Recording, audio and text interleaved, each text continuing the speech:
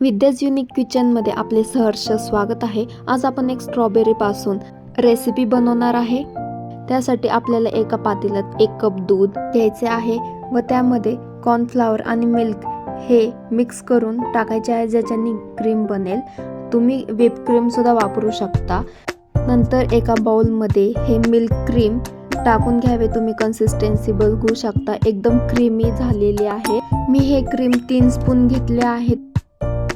नंतर त्यामध्ये 2 मोठे चम्मच आईस्क्रीम टाकले आहे। हे मी व्हॅनिला आईस्क्रीम टाकले आहे, तुम्ही दुसरे कोणतेही आईस्क्रीम घेऊ शकता।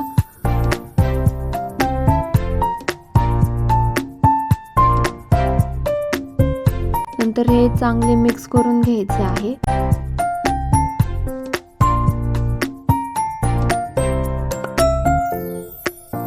मिक्स करून झाल्यानंतर हे तुम्ही फ्रीज मध्ये सुद्धा ठेवू शकता, ज्याच्याने ते सेट राहील।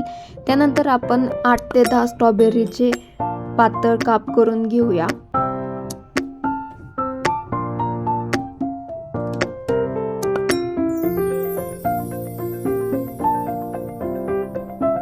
स्ट्रॉबेरीचे काप करून झाल्यानंतर एका गोल बाउल मध्ये आपण प्लास्टिक शीट लावून त्याच्यामध्ये अशा प्रकारे स्ट्रॉबेरीचे काप आपण अरेंज करणार आहे, जेणेकरून ते खूप छान दिसेल।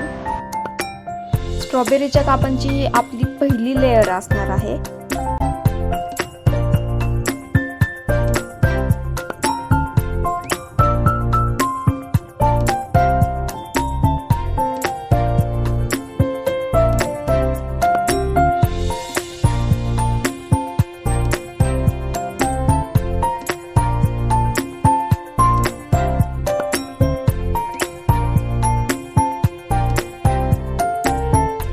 दुसरी लेयर ही आपण बनवलेली क्रीम त्याची आहे, ती चांगली सगळ्या बाजूंनी पसरवून घ्यायची आहे, जेणेकरून सगळ्या बाजूंनी क्रीमची टेस्ट येईल। तुम्ही ही क्रीम फ्रीज मध्ये सेट करायला ठेवू शकता। मी ठेवली नाहीये, त्यामुळे ही एवढी पातळ कन्सिस्टन्सी झालेली आहे त्याची।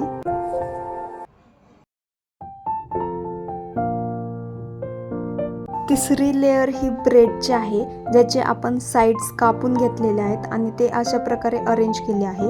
चौथी लेयर ही मी स्ट्रॉबेरी सिरपची लावली आहे, तुम्ही जाम किंवा शुगर वॉटरची सुद्धा लावू शकता, ज्याने ब्रेड मॉइस्ट लागेल आणि ती चांगली सगळ्या बाजूंनी पसरवून घ्यायची आहे।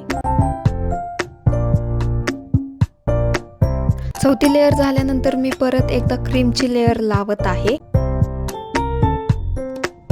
असंच तुम्ही एकावर एक लेयर लावू शकता तुमच्या आवडीप्रमाणे, जोपर्यंत तो बाउल पूर्णपणे भरत नाही तोपर्यंत। आता मी स्ट्रॉबेरीची लेयर लावलेली आहे,